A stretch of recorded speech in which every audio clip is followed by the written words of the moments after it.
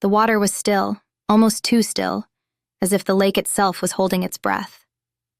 I remember the day clearly. The sky was a dull gray, the kind that makes everything look like it's been washed out. My brother Ethan was found floating face down, his body as lifeless as the air around him. They said it was an accident, a tragic drowning. But something in my gut twisted. A silent scream that this was no accident. I stood by the water's edge, staring at the spot where they pulled him out. The police had come and gone, their words hollow, their eyes avoiding mine. No signs of foul play, they concluded.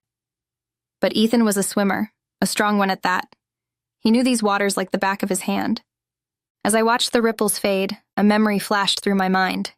Ethan, his face serious, whispering to me about something big, something dangerous he was looking into. He'd been secretive for months, his usual jovial demeanor replaced by a haunted look. That night I couldn't sleep. The image of his pale, lifeless face haunted me. I needed answers. So I started where he left off. His room was a mess of papers, notes, and photographs, all pointing towards the local fishing magnates, the Hartleys. They owned everything around here, from the docks to the local authorities.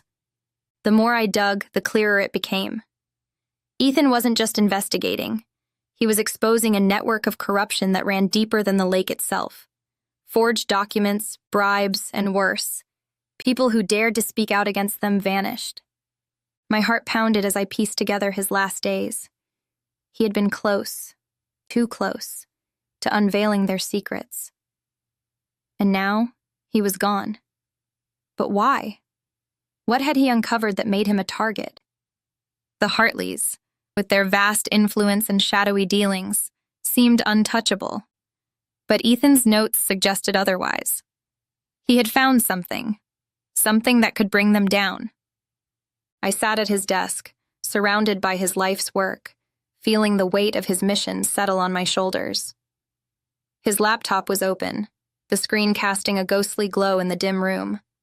I clicked through his files, each one a breadcrumb leading deeper into the darkness. One file caught my eye, labeled simply, "The Ledger." Inside, there were dates, names, and transactions that didn't add up. Payments to officials, records of missing persons, and transactions that seemed to vanish into thin air.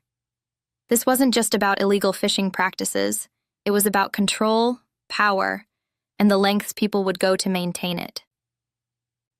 The next morning, I decided to visit the Hartleys' main office under the guise of a potential business deal. The building was imposing, its facade as cold and unwelcoming as the family itself. I was ushered into a sleek, modern office where Mr. Hartley, a man with eyes that seemed to pierce through you, greeted me with a smile that didn't reach his eyes. "Ms. Thompson, what brings you here?" he asked, his voice smooth but with an edge of caution. "I'm looking into some investments," I lied, my heart racing. "I heard your family has interests in various sectors." He nodded, his gaze never leaving mine. "We do. But what exactly are you interested in?" I took a deep breath, my fingers trembling slightly as I handed him a folder. Inside was a copy of one of Ethan's documents, a ledger entry that implicated his company in the disappearance of a local journalist who had been investigating them. "This," I said, pointing to the document. "I'm interested in the truth." His face changed, the mask slipping for just a moment. "Where did you get this?" His tone was now icy, the pretense of hospitality gone. "It was my brother's," I replied, my voice steady, despite the fear clawing at my insides. "He was looking into your operations, and now he's dead. I want to know why." The room seemed to shrink, the walls closing in with the weight of the silence that followed. Mr. Hartley leaned back, his expression unreadable. "You're playing a dangerous game, Ms. Thompson," he said finally. "Some truths are better left buried." But I wasn't backing down. Not now. Not after what Ethan had sacrificed. "I'm not playing," I countered, standing up to meet his gaze squarely. I'm digging, and I won't stop until I find out what happened to my brother. As I left the office, the air felt charged, like the calm before a storm. I knew I had just crossed a line, but there was no turning back. Ethan's death was no accident. It was a message, a warning. And now, I was the one sending a message back. The Hartleys had covered up crimes for too long. It was time their empire of deceit began to crumble. The air outside the Hartleys' office was thick with the scent of impending rain, the clouds above a brooding mass of gray. My confrontation with Mr. Hartley had left a bitter taste in my mouth, but it also ignited a fire within me. I knew I was on the right path, even if it was fraught with danger. Walking back to my car, my phone buzzed. It was a message from an unknown number. Meet me at the old pier at midnight. I have information. My heart skipped a beat. This could be the break I needed, or it could be a trap. But I had come this far. There was no room for hesitation. The night was eerily quiet as I made my way to the pier. The wooden planks creaked under my feet, each step echoing in the silence. The figure was waiting, shrouded in the shadows, their face obscured by a hood. "You're Ethan's sister?" The voice was low, cautious. "Yes. Who are you?" "Someone who wants the same thing you do, justice," they replied, stepping slightly into the dim light. It was a woman, her features still hidden. "I was a friend of your brother's. He trusted me with some of his findings." She handed me a USB drive. "This contains everything Ethan couldn't share. Names, dates, connections. He was on to something big, something that could dismantle the Hartleys' empire." "Why didn't he go to the police?" I asked, taking the drive. "Because the police are in their pocket. He was trying to find someone outside their reach, someone with the power to act without fear of repercussions." I nodded, understanding the gravity of what she was saying. "What happened to him?" "They found out he was close. Too close. They couldn't let him expose them. It was supposed to look like an accident, but Ethan was too smart for that. He knew how to swim, knew the lake. They miscalculated." The information was chilling. My brother wasn't just a casualty. He was a martyr in a war against corruption. "What do I do with this?" I asked, holding up the USB. "Take it to someone who can use it. A journalist, a federal agent, someone untouchable by local influence. But be careful. They'll be watching you now." I thanked her, and she disappeared into the night as silently as she had appeared. Alone on the pier, the weight of the USB felt like a lifeline and a noose simultaneously. The next days were a blur of paranoia and planning. I couldn't trust anyone local, so I drove out of town, to the city where I knew a journalist, one who had made a name for himself with exposés on corrupt officials. His name was Daniel Gray, and if anyone could handle this, it was him. Daniel listened intently as I recounted everything, his eyes widening with each detail. "This is explosive," he said, inserting the USB into his computer. "If this is all true, we're looking at one of the biggest corruption scandals in the state. I need your help, Daniel. I need to make sure this doesn't end with Ethan's death." He nodded, his face set with determination. "We'll do this together. But you need to be prepared. Once this goes public, there's no going back. They'll come for you." "I'm ready," I said, though my voice trembled slightly. Ethan's death can't be in vain. Over the next few weeks, Daniel and I worked tirelessly. We verified the information, connected the dots, and prepared an article that would shake the foundations of the Hartleys' empire. Each step we took felt like walking through a minefield, but the thought of exposing the truth kept us going. The article was set to go live at midnight. We were in Daniel's office, the tension palpable. As the clock ticked closer, my phone rang. It was an unknown number, but I answered. "Ms. Thompson." The voice was cold, familiar. "Mr. Hartley." "You think you've won, but you've only just begun to play. Your brother was a fool, and now you're following in his footsteps."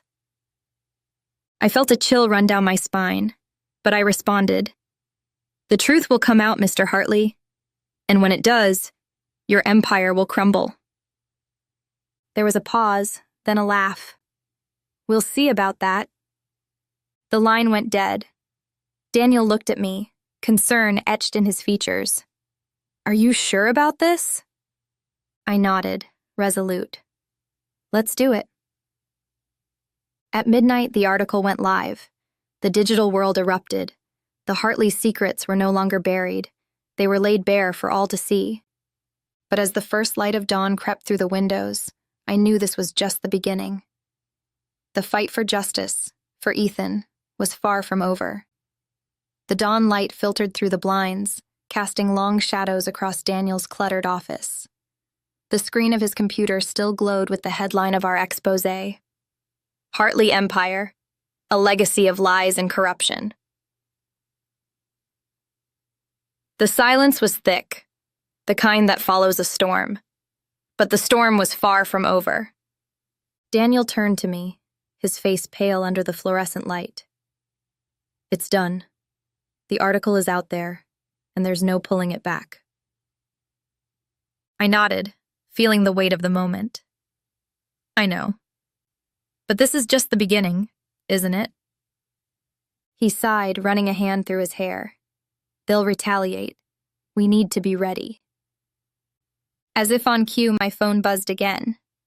This time, it was a text from an unknown number. "You've started a war you can't win. Watch your back." I showed it to Daniel, who frowned. "They're not wasting time. We need to get you somewhere safe."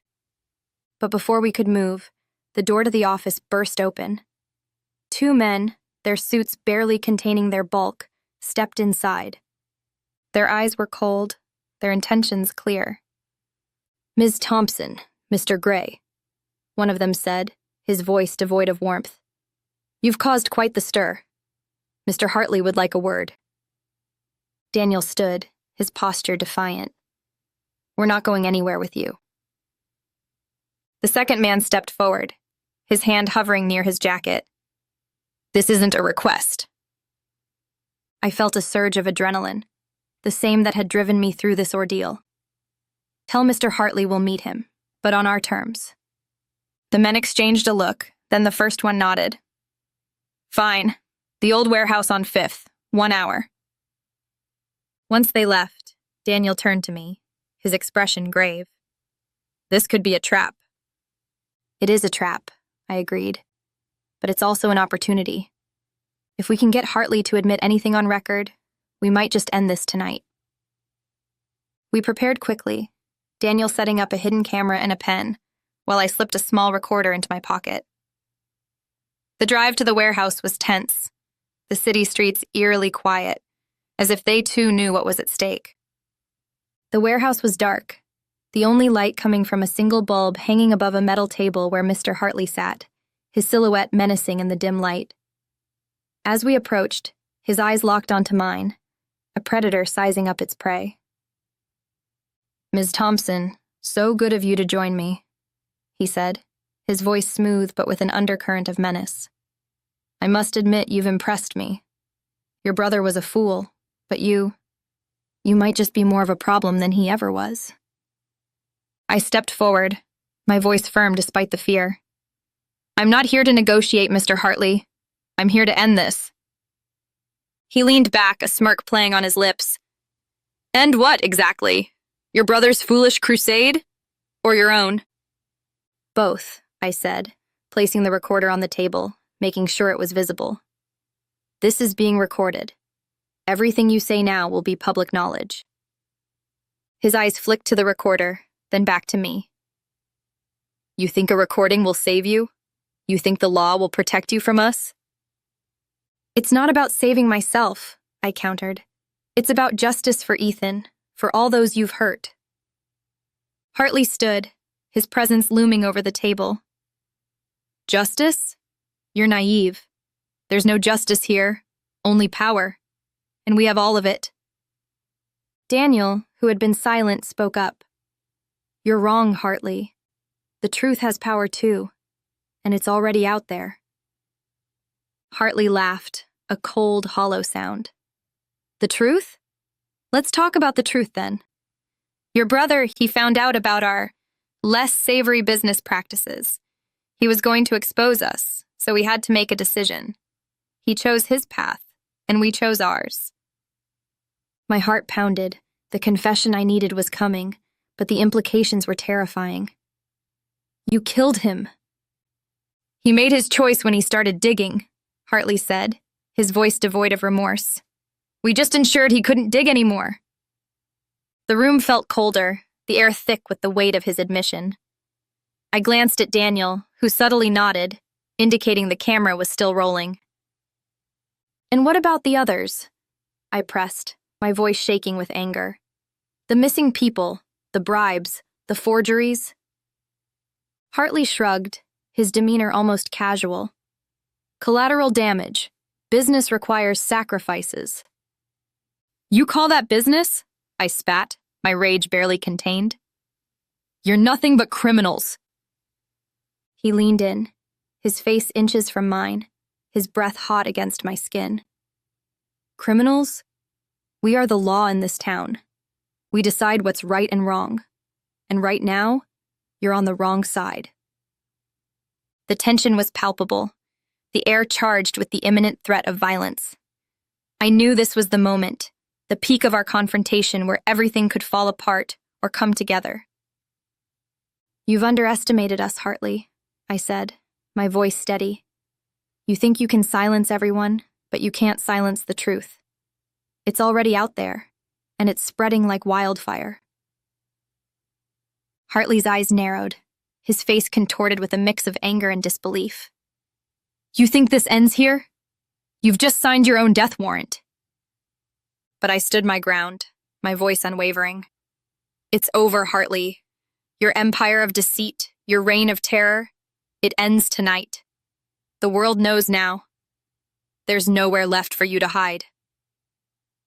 Daniel stepped forward, his camera pen still recording, capturing every word. The authorities will be here soon, Hartley. This isn't just about local law enforcement anymore. Federal agents have been alerted. Your connections won't save you this time. Hartley's facade of control began to crack, his fists clenched, his jaw tight. You think you've won? This is just the beginning of your nightmare. The sound of sirens in the distance cut through the tension. Hartley's men shifted uncomfortably, their eyes darting towards the sound of sirens in the distance cut through the tension. Hartley's men shifted uncomfortably, their eyes darting towards the sound, their nerves beginning to fray as the police drew closer.